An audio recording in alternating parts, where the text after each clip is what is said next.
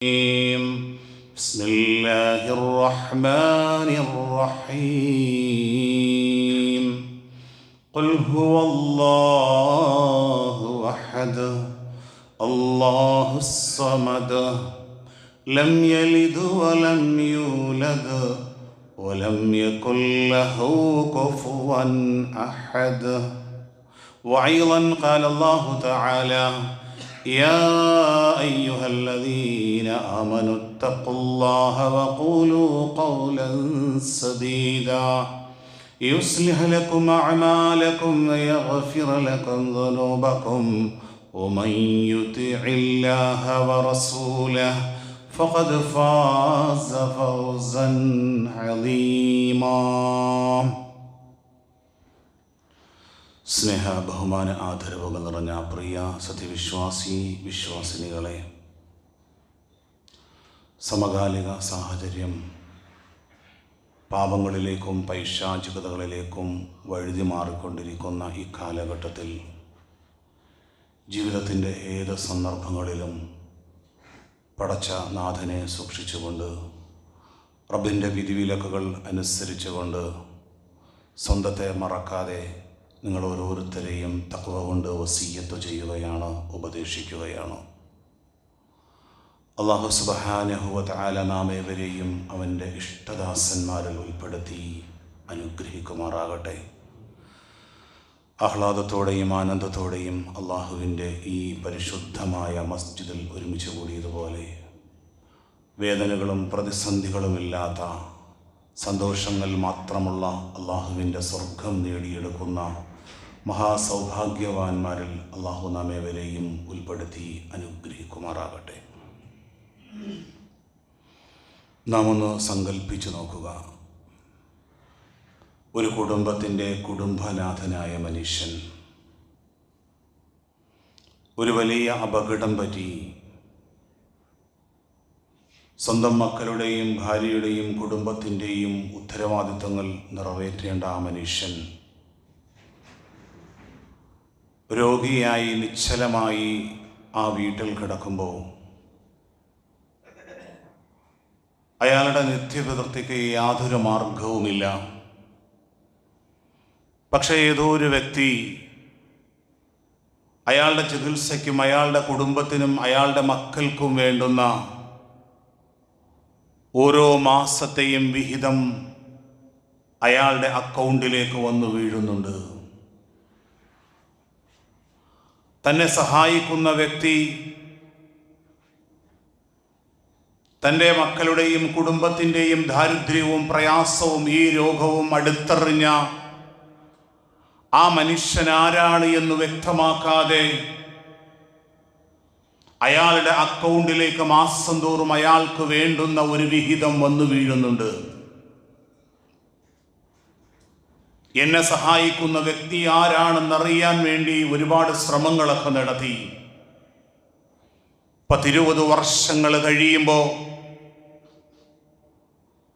തിരുവനന്തപുരത്തെ ഏതോ ഒരു ഹോട്ടലിൽ എന്നെ സഹായിക്കുന്ന ആ വ്യക്തി ഇന്ന റൂമിൽ താമസമുണ്ട് എന്നറിയുമ്പോൾ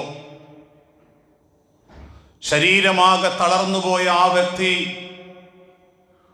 ഒരു ടാക്സി ഏർപ്പാട് ചെയ്തിട്ട് വർഷങ്ങൾ കൊണ്ട് എന്നെ സഹായിക്കുന്ന വ്യക്തി ആരാണെന്നറിയണമെന്ന ആഗ്രഹത്തോടെയും ആഹ്ലാദത്തോടെയും കൂടി ആ വ്യക്തിയെ കാണാൻ വേണ്ടി പോയി നിൽക്കുന്നു.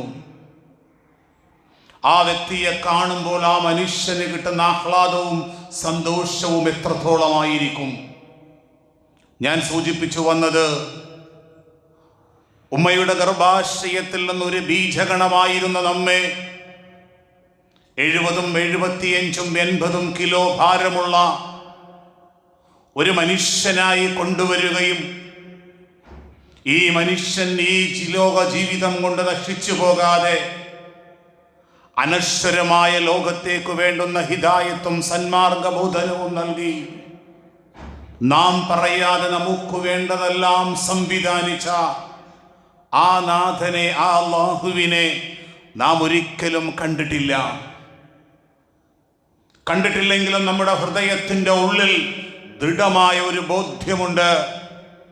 ആ നാഥന്റെ കാരുണ്യവും ആ നാഥന്റെ സാന്നിധ്യവും ഓരോ സെക്കൻഡുകളിലും നാം ആസ്വദിച്ചും ആഹ്ലാദിച്ചും കൊണ്ടിരിക്കുകയാണ്.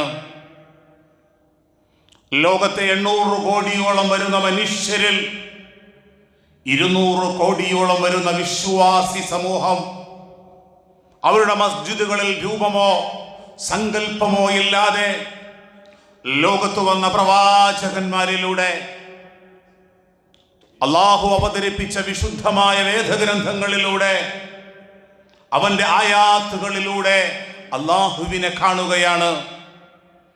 ലോകത്തിന്റെ പ്രവാചകൻ സല്ലല്ലാഹു അലൈഹി വസല്ലമ തങ്ങൾ തന്റെ അനുചരന്മാരെ ഓർമ്മപ്പെടുത്തി. എന്താണ് ഇഹ്സാൻ? അൽ ഇഹ്സാനു അൻ തഅബുദുല്ലാഹ്. ഇഹ്സാൻ എന്ന് പറഞ്ഞാൽ ഒരു നിഷ്കളങ്കമായ ആരാധന എന്ന് പറഞ്ഞാൽ അൻ തഅബുദല്ലാഹ്, നീ അല്ലാഹുവിനെ ആരാധിക്കലാണ്. കഅന്നക തറാഹ്, നീ അല്ലാഹുവിനെ കാണുന്നത് പോലെ. ഫഇല്ലം തകുൻ തറാഹ്, ഇനി നീ അല്ലാഹുവിനെ കാണുന്നില്ലെങ്കിലും ഫഇന്നഹു യറാക, തീർച്ചയായും അല്ലാഹു നിന്നെ കാണുന്നുണ്ട്. എന്റെ നീക്കങ്ങൾ അറിയുന്നുണ്ട്, എന്റെ സൂക്ഷ്മതാബോധം അല്ലാഹു അറിയുന്നുണ്ട്. പാപങ്ങളിൽ നിന്ന് മാറി സുരക്ഷിതമായി ജീവിക്കുന്നത് അല്ലാഹു അറിയുന്നുണ്ട്. പ്രിയമുള്ളവരെ, അല്ലാഹുവിനെ കാണാതെ റബ്ബിന്റെ ദൃഷ്ടാന്തങ്ങളിലൂടെ ലോകത്തെ 200 കോടിയോളം വരുന്ന വിശ്വാസി സമൂഹം അല്ലാഹുവിൽ വിശ്വസിക്കുന്നതിലൂടെ അവർക്ക് 2 കാര്യങ്ങളാണ് ഉണ്ടാകുന്നത്. ഏത് വലിയ ദുരന്തങ്ങളിലും എന്റെ റബ്ബുണ്ട് എന്നുള്ള വലിയൊരു നിർഭയത്വമാണ്, സമാധാനമാണ്. രണ്ടാമതായി അവർക്കുണ്ടാകുന്നത് തെറ്റായ കാര്യങ്ങളിലേക്ക് വഴുതി മാറുമ്പോ മനസ്സിന്റെ ഉള്ളിൽ നിന്നൊരു ഭയം. ഭാര്യ കാണുന്നു, ഭർത്താവ് കാണുന്നു, അല്ലെങ്കിൽ എൻ്റെ മക്കൾ അറിയും, കുടുംബം അറിയും, എൻ്റെ നാട്ടിൽ ഉള്ളവരറിയും, എൻ്റെ മഹല്ലുവാസികൾ അറിയുമെന്നല്ല, അല്ലാഹു അറിയും. എൻ്റെ റബ്ബിനത് തിരിച്ചറിയാം. പാപങ്ങളിൽ നിന്ന് മാറാനുള്ളൊരു പ്രേരണ അയാൾക്കുണ്ട്. ആറ്റിങ്ങൽ ടൗണിലൂടെ നാം യാത്ര ചെയ്യുമ്പോൾ ആർട്ടിഫിഷ്യൽ ഇന്റലിജൻസ് ക്യാമറകളിലൂടെ ആ നിരീക്ഷണങ്ങളിലൂടെയാണ് നാം യാത്ര ചെയ്യുന്നത്. നാം യാത്ര ചെയ്യുമ്പോൾ ട്രാഫിക് ലംഘനങ്ങൾ, നിയമലംഘനങ്ങൾ നടത്തുമ്പോൾ നമുക്കറിയാം നമ്മുടെ നിയമലംഘനങ്ങൾ ആ ക്യാമറയിലൂടെ പതിയും. സെക്കൻഡുകൾക്കുള്ളിൽ എൻ്റെ മൊബൈലിൽ ഞാൻ കാണിച്ച എൻ്റെ ഈ തെറ്റായ കാര്യത്തിന് പണിഷ്മെന്റായി പെനാൽറ്റി വരുമെന്നറിയാം. അതുകൊണ്ട് തന്നെ സീറ്റ് ബെൽറ്റ് ഇടും, പിറകിലിരിക്കുന്നവർക്കും ഹെൽമറ്റ് വെച്ച് കൊടുക്കും. അതിൻ്റെ കാരണം എന്താണ്? ഒരു ക്യാമറ നമ്മളെ നിരീക്ഷിക്കുന്നുണ്ട്, ഒരു ക്യാമറ നമ്മെ ഒപ്പിയെടുക്കുന്നുണ്ട്. എല്ലാ അരുതായ്മകളെയും അത് പിടിച്ചെടുക്കും. അത് നിരീക്ഷിക്കുന്ന ഒരു ഓഫീസിൽ കൃത്യമായി അതിനെ കൺട്രോൾ ചെയ്യുന്ന ഒരു ഓപ്പറേറ്റർ ഉണ്ട് എന്ന ബോധ്യം നമുക്കുണ്ട്. എന്നാ പ്രിയമുള്ളവരെ, ഈ ക്യാമറകളൊക്കെ നമ്മുടെ പുറം ചട്ട മാത്രമേ ഒപ്പിയെടുക്കുന്നുള്ളൂ. എന്നാൽ നമ്മുടെ ചിന്തകൾ, നമ്മുടെ മനസ്സിന്റെ ഉള്ളിലെ തേട്ടങ്ങൾ ഒപ്പിയെടുക്കാൻ ഒരു പുതിയ ടെക്നോളജിയും ലോകത്ത് ഇന്നേ വരെ വന്നിട്ടില്ല. എന്നാൽ സൃഷ്ടാവായ അല്ലാഹു സുബ്ഹാനഹു വ തആല എന്റെ മനസ്സിന്റെ വിചാരങ്ങൾ അറിയുന്നു. അതുകൊണ്ടാണ് ഖുതുബയുടെ ആമുഖമായി ഞാൻ പറഞ്ഞു വന്നത്, ലോകത്തെ വിശ്വാസി സമൂഹം റബ്ബിനെ കാണാതെ തന്നെ, റബ്ബിനെ നഗ്നനേത്രങ്ങൾ കൊണ്ട് കാണാതെ തന്നെ അള്ളാഹുവിനെ കുറിച്ചുള്ള ഭയഭക്തിയും സൂക്ഷ്മതയും ഉണ്ടാകുന്നുണ്ട്. പ്രവാചകന്മാരിലൂടെ അള്ളാഹുവിനെ കുറിച്ച് റബ്ബ് സുബ്ഹാനഹു വ തആല നമ്മെ പഠിപ്പിച്ചു. പ്രിയമുള്ളവരെ, അള്ളാഹുവിന്റെ റസൂൽ സല്ലല്ലാഹു അലൈഹി വസല്ലം തങ്ങളോട് മക്കാ മുശ്രിക്കുകൾ ലാത്തയോടും ഉസ്സയോടും മനാത്തിനോടും പ്രാർത്ഥിച്ചിരുന്ന മക്കയിലെ ബഹുദൈവ ആരാധകർ അറിയണമെന്ന ആഗ്രഹത്തോടെ, മുഹമ്മദേ, നീ പരിചയപ്പെടുത്തുന്ന അള്ളാഹു ആരാണ്? അള്ളാഹു എത്ര എണ്ണമുണ്ട്? അവന് മാതാപിതാക്കളും മക്കളും പുത്രനും പുത്രിയും ഒക്കെ ഉണ്ടോ? അതോ അവന് തുല്യരായി സമമായ ആരെങ്കിലും ഉണ്ടോ?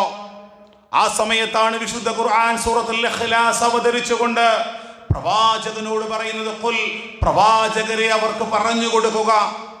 പ്രവാചകന്മാരുടെ ദൗത്യം ദൈവത്തെക്കുറിച്ച്, സൃഷ്ടാവിനെ കുറിച്ച്, പ്രപഞ്ചനാഥനായ അല്ലാഹുവിനെ കുറിച്ച് പറഞ്ഞു കൊടുക്കലാണ്. നബിയെ പറയുക, ഹുവല്ലാഹു അഹദ്, കാര്യം അല്ലാഹു ഏകനാണ്. ഈ പ്രപഞ്ചത്തിന്റെ നാഥൻ അവൻ ഏകനാണ്. അല്ലാഹു സ്വമദ്, അവൻ നിരാശ്രയനാണ്. നമ്മുടെ നമസ്കാരവും പട്ടിണിയോടുകൂടിയുള്ള നോമ്പും സക്കാത്തും ഹജ്ജും ഇതൊന്നും റബ്ബിന് ആവശ്യമില്ല. ഇത് നമ്മെ ശുദ്ധീകരിക്കാനാണ്. അല്ലാഹു സ്വമദ്, അവൻ നിരാശ്രയനാണ്, ആരിലേക്കും ആശ്രയിക്കാത്തവനും.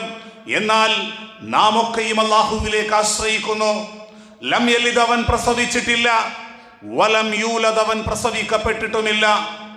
എന്ന് പറഞ്ഞാൽ അല്ലാഹു പുത്രനല്ല. അങ്ങനെ ഒരു പുത്രനാകണമെങ്കിൽ മാതാപിതാക്കളും ഭാര്യയും ഒക്കെ ഉണ്ടാകണം. അല്ലാഹുവിന് പുത്രന്മാരും പുത്രികളുമില്ല. പിന്നെ മനുഷ്യരൊക്കെയോ, അവരൊക്കെയും അല്ലാഹുവിന്റെ സൃഷ്ടികൾ മാത്രം. മുഹമ്മദ് നബി സല്ലല്ലാഹു അലൈഹി വസല്ലം തങ്ങളും ഈസാ അലൈഹിസ്സലാമും എല്ലാ മനുഷ്യരും അല്ലാഹുവിന്റെ സൃഷ്ടികൾ മാത്രം. അല്ലാഹുവിന് പുത്രന്മാരും പുത്രികളുമില്ല. അതുപോലെ അല്ലാഹു സന്താനമായി ജനിച്ചിട്ടുമില്ല. വലം യകുൽ ലഹു കുഫുവൻ അഹദ്, അവന് തുല്യനായി ഒരു പ്രവാചകന്മാരും ഒരു മലക്കും ഒരു വലിയും ഒരു മഹാന്മാരും മഹത്തുക്കളുമില്ല. ലൈസ കമിസ്ലിഹി ഷൈഅ, അവന് തുല്യനായി, അവന് സമമായി ഒരാളും തന്നെയില്ല. ഇതാണ് പ്രവാചകന്മാരിലൂടെ നാം കാണാതെ നമ്മുടെ ഹൃദയത്തിന്റെ ഉള്ളറകളിൽ റബ്ബിന്റെ ദൃഷ്ടാന്തങ്ങളിലൂടെ ദൃഢമായി വിശ്വസിക്കുന്ന വിശ്വാസത്തിന്റെ അകക്കാമ്പ് പ്രവാചകന്മാർ നമ്മെ പഠിപ്പിച്ചത്. എന്നാൽ പ്രിയമുള്ളവരെ, നാം ചിന്തിച്ചു നോക്കുക, നമ്മുടെ മുസ്ലിം ഉമ്മത്തിന്റെ അവസ്ഥ എപ്രകാരമാണ്? നമ്മുടെയൊക്കെ നാടുകളിൽ ചില മക്കാമുകളും മഖ്ബറകളും ഉണ്ടാകും. അവിടെയൊക്കെ ചില ഐതിഹ്യങ്ങൾ ഉണ്ടാകും. ചിലപ്പോൾ വാർത്താവതാരകൻ ചോദിക്കും, ഈ മഖാമിന്റെ മഖ്ബറയുടെ പിന്നിലെ ചരിത്രം എന്താണെന്ന് ചോദിക്കുമ്പോൾ, വർഷങ്ങൾക്ക് മുമ്പ് ഈ പരിസരത്ത് ഇങ്ങനെ ഒരു വലിയുണ്ടായിരുന്നു. രാത്രികാലങ്ങളിൽ അദ്ദേഹം കടുവയിലും അതുപോലെയും യാത്ര ചെയ്യുന്ന രൂപമായിരുന്നു. ചില സമയങ്ങളിൽ കുതിരകളിൽ യാത്ര ചെയ്യും.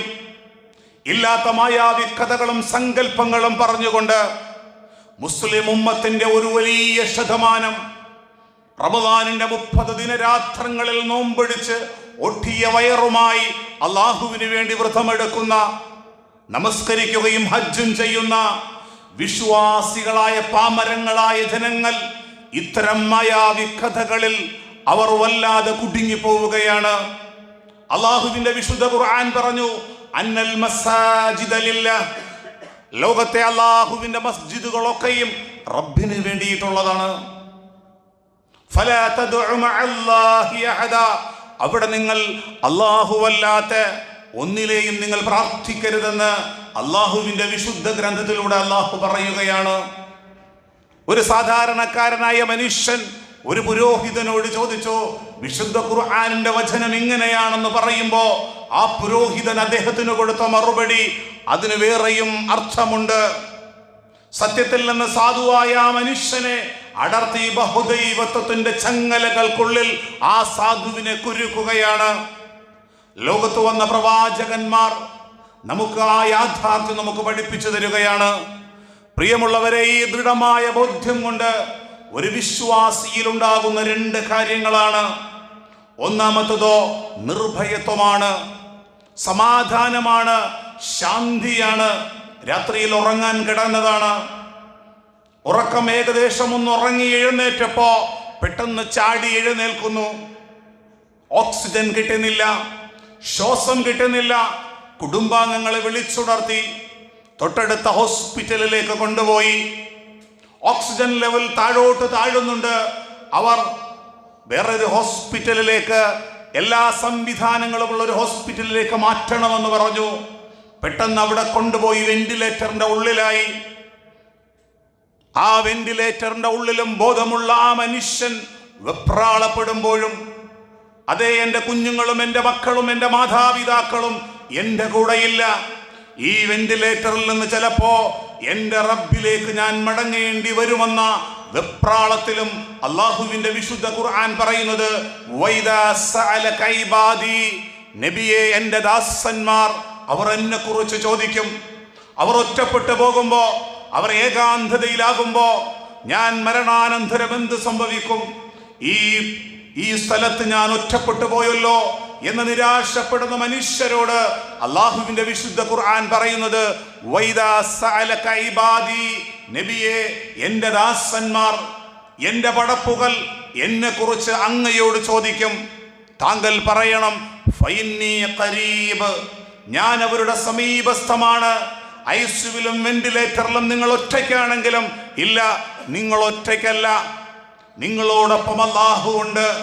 വല്ലാത്തൊരു നിർഭയത്വമാണ്, വല്ലാത്തൊരു സമാധാനമാണ്, ഒരാശ്വാസമാണ് നമുക്ക് കിട്ടുന്നത്.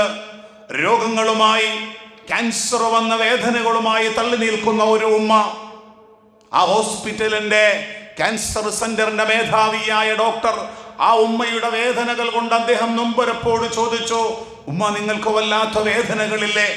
ഉണ്ട്. പക്ഷേ ആ ഉമ്മയുടെ മുഖത്ത് എപ്പോഴും ഒരു സന്തോഷത്തിന്റെ പ്രതീക്ഷയാണ്. ആ ഡോക്ടർ ചോദിച്ച്, വല്ലാത്ത വേദനയില്ലേ? വേദനയുണ്ട്.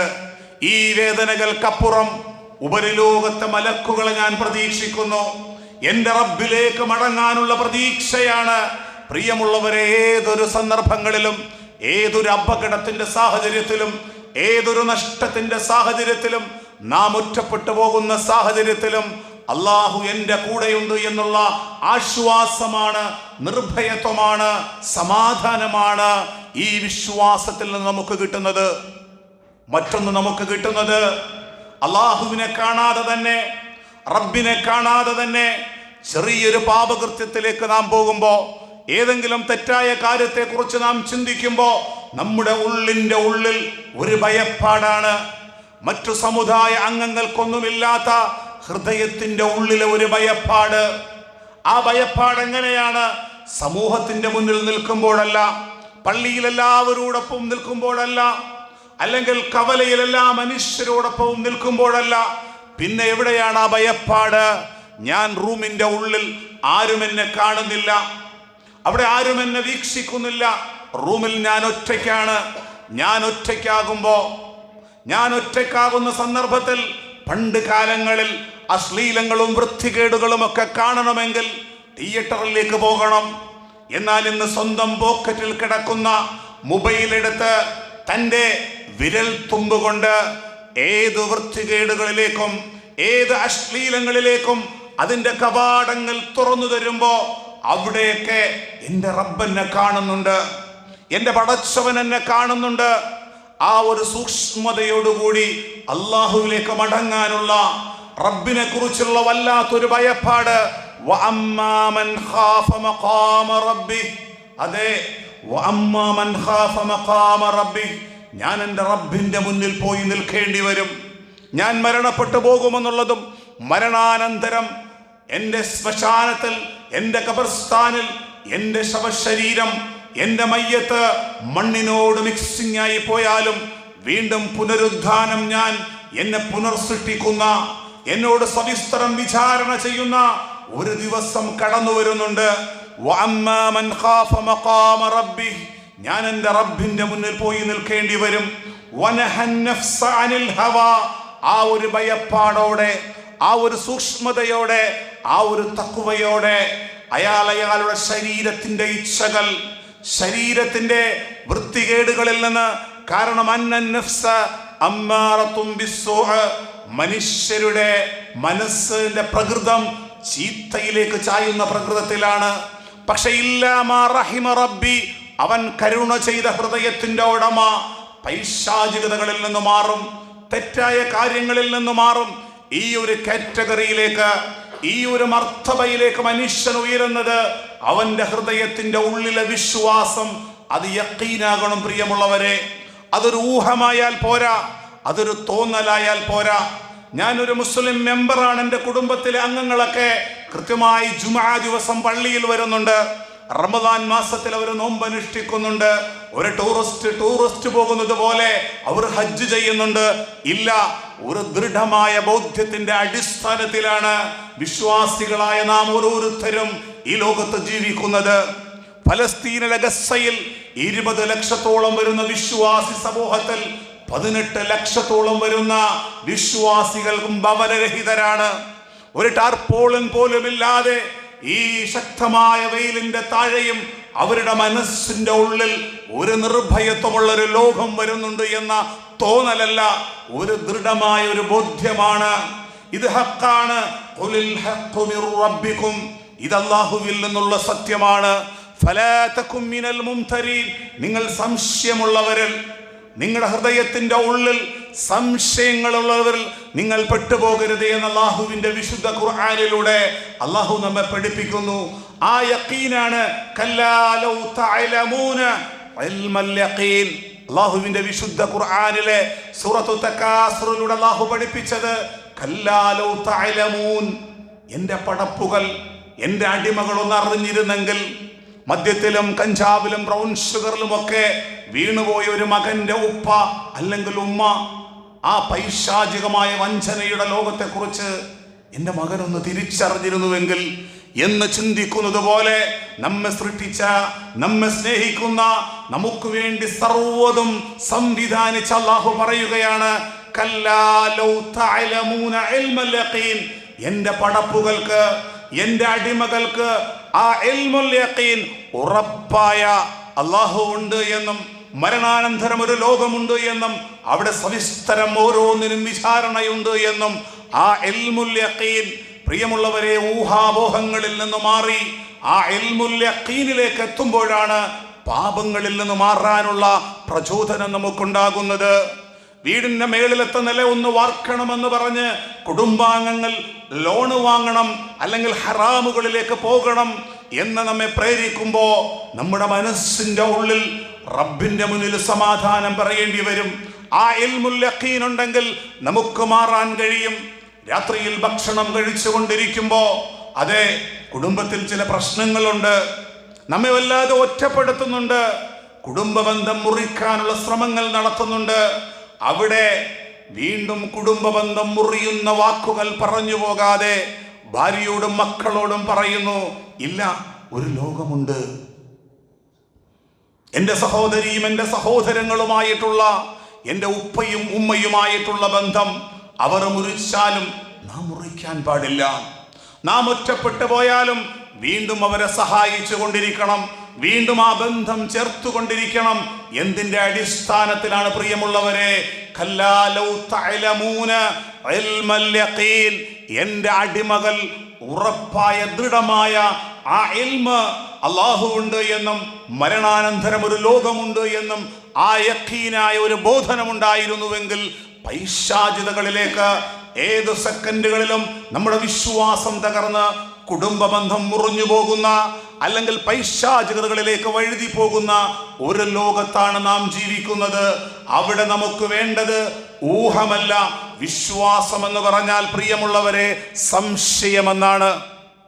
നാം ഒരു ഡോക്ടറെ കാണാൻ പോകുമ്പോൾ ഡോക്ടർ അവിടെ ഉണ്ടാകാം എന്നാണ് നാം വിശ്വസിക്കുന്നതെങ്കിൽ ചിലപ്പോൾ ഉണ്ടാവുകയും ഉണ്ടാകാതിരിക്കുകയും ചെയ്യാം. ഒരു മുഅ്മിനിന് വേണ്ടത് അല്ലാഹു ഉണ്ട് എന്നുള്ള ദൃഢമായ യഖീനാണ്. അവന്റെ ആയാത്തുകളിലൂടെ, അവന്റെ ദൃഷ്ടാന്തങ്ങളിലൂടെ പലപ്പോഴും നാം കണ്ടിട്ടുണ്ട് 12ഉം 13ഉം നിലകളുള്ള വലിയ ബിൽഡിങ്ങിന്റെ മേളിൽ ഒരു കയറിൽ കെട്ടി തൂങ്ങി നിന്നുകൊണ്ട് സാധുവായ മനുഷ്യൻ തന്റെ മക്കൾക്കും കുടുംബത്തിനും വേണ്ടി ശക്തമായ ചൂടിലും അവിടെ പെയിന്റ് അടിക്കുന്നത് നാം കണ്ടിട്ടുണ്ട്. അവിടത്തെ വർക്കുകൾ ചെയ്യുന്നത് കണ്ടിട്ടുണ്ട്. ആ കെട്ടൊന്നഴിഞ്ഞു പോയാൽ തൻ്റെ ജീവിതം, തൻ്റെ ജീവനും ജീവിതവും നഷ്ടപ്പെട്ടു പോകുമെന്നറിയാം. പക്ഷേ ആ ജോലിക്കാരൻ അറിയാം, ഞാൻ കെട്ടി നിൽക്കുന്ന ഈ കയറ് ഒരു ഉറച്ച കയറാണ്, ഇല്ല, ഞാൻ താഴ്ന്നു പോവുകയില്ല. മുഅ്മിനിന്റെ ഹൃദയത്തിൽ ഉണ്ടാകേണ്ടത്, ഒരു വിശ്വാസിയുടെ ഹൃദയത്തിൽ ഉണ്ടാകേണ്ടത് ഇന്ന ഹാദൽ ഖുർആന യഹ്ദി ലില്ലതി ഹിയ അഖ്വം, ഏറ്റവും ശക്തിമത്തായ ഒരു ദൃഢമായ ഒരു യഖീനായ ഒരു മാർഗത്തിലേക്കാണ് പരിശുദ്ധ ദീനുൽ ഇസ്ലാം, പരിശുദ്ധ ഖുർആൻ നമ്മെ ക്ഷണിച്ചു കൊണ്ടിരിക്കുന്നത്. തകർന്നു പോകുന്നതല്ല, ആ കയറിന്റെ കെട്ട് പൊളിഞ്ഞ് താഴേക്ക് വീണു പോകുന്നത് പോലെ ഒരിക്കലും തകർന്നു പോവുകയില്ല. ഒരു ഡോക്ടറുടെ മുന്നിൽ ഒരു സർജറിക്ക് വേണ്ടി നാം പോകുമ്പോ രാത്രിയിൽ ഡോക്ടർ നമ്മളോട് പറയും, നാളെ സർജറിയാണ്, 9 മണിക്ക് ശേഷം ഭക്ഷണം കഴിക്കരുത്. അത് നാളെ സർജറി എല്ലാം കഴിഞ്ഞിട്ടേ ഭക്ഷണം കഴിക്കാവൂ. ആ രോഗിക്കറിയാം, അനസ്തേഷ്യയിലൂടെ എൻ്റെ ബോധം നഷ്ടപ്പെട്ടു പോവുകയാണ്, എൻ്റെ ഹൃദയത്തെ പുറത്തേക്കെടുക്കും. ആ സമയത്ത് മറ്റു ചില ഇൻസ്ട്രുമെന്റ്സിലൂടെ എനിക്ക് ഓക്സിജൻ കിട്ടും.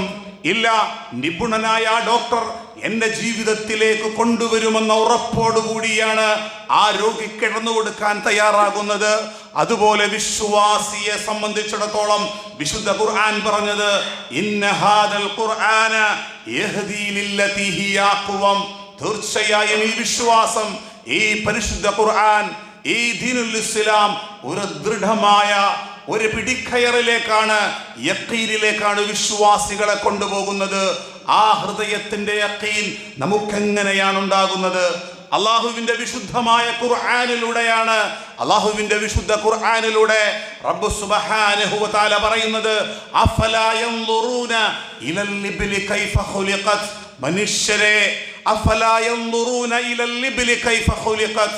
നിങ്ങൾ ഒട്ടകത്തിലേക്ക് നോക്കുന്നില്ലേ? തിരുവനന്തപുരം മ്യൂസിയത്തിലേക്ക് നാം പോയപ്പോ നാം ഒട്ടകത്തെ കണ്ടു. അഫലാ യൻദുറൂന ഇലൽ ഇബ്ൽ. നീ ഒട്ടകത്തിലേക്കൊന്ന് നോക്ക്. കൈഫ ഖുലിഖത്. ഞാൻ അതിനെ എങ്ങനെയാണ് സൃഷ്ടിച്ചിരിക്കുന്നത്? അതിന്റെ കൺപോളകളിലേക്ക് നീ ഒന്ന് നോക്ക്, അതിന്റെ കാലുകളിലേക്കൊന്ന് നോക്ക്, അതിന്റെ ആ ജലസംഭരണിയായ ആ ശരീരത്തിന്റെ ഘടനയിലേക്ക് നീ ഒന്ന് നോക്ക്. എന്നെ നിനക്ക് കാണാൻ ഈ ലോകത്ത് കഴിഞ്ഞില്ലെങ്കിലും എൻ്റെ ദൃഷ്ടാന്തങ്ങൾ നിങ്ങൾക്ക് കാണാൻ കഴിയും. ഞാനുണ്ട് എന്ന് നിങ്ങൾക്കത് ബോധ്യപ്പെടും. അതാണ് വിശുദ്ധ ഖുർആൻ പറഞ്ഞത്, അഫലാ യൻദുറൂന ഇലൽ ഇബ്ലി കൈഫ ഖുലിഖത്. നീ ഒട്ടകത്തിലേക്കൊന്ന് നോക്ക്. ഞാൻ അതിനെ എങ്ങനെയാണ് സൃഷ്ടിച്ചിരിക്കുന്നത്, ഞാൻ അതിനെ എങ്ങനെയാണ് സംവിധാനിച്ചിരിക്കുന്നത് എന്ന് നോക്കുന്നതിലൂടെ എന്നെ നിനക്ക് മനസ്സിലാകും.